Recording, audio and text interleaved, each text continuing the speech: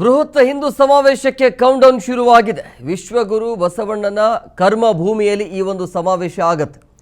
ಬಸವಾದಿ ಶಿವಶರಣರ ಹಿಂದೂ ಸಮಾವೇಶಕ್ಕೆ ಇನ್ನೇನು ಕೆಲವೇ ಕ್ಷಣಗಳಲ್ಲಿ ಸಮಾವೇಶ ಆರಂಭ ಆಗುತ್ತೆ.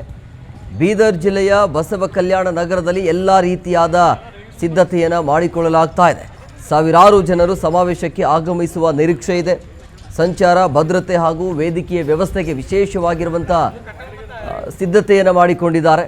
2,500ಕ್ಕೂ ಹೆಚ್ಚು ಪೊಲೀಸರನ್ನು ಈ ಭದ್ರತೆಗೆ ನಿಯೋಜನೆ ಮಾಡಲಾಗಿದೆ. 300ಕ್ಕೂ ಹೆಚ್ಚು ಮಠಾಧೀಶರು ಅದರ ಜೊತೆಗೆ ಗಣ್ಯರು ಭಾಗವಹಿಸುವಂಥ ನಿರೀಕ್ಷೆ ಕೂಡ ಇದೆ. ಇನ್ನೇನು ಕೆಲವೇ ಕ್ಷಣಗಳಲ್ಲಿ ಈ ಒಂದು ಸಮಾವೇಶ ಆರಂಭ ಆಗುತ್ತೆ.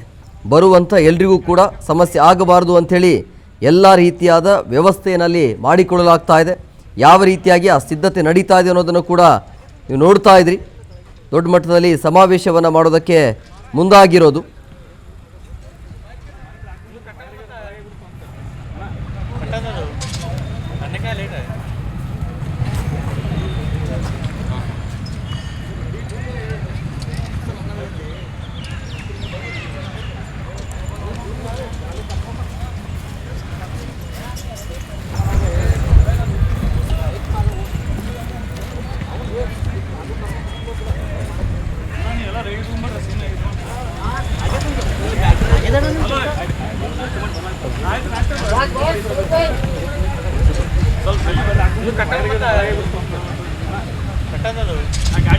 ಗಾಡಿ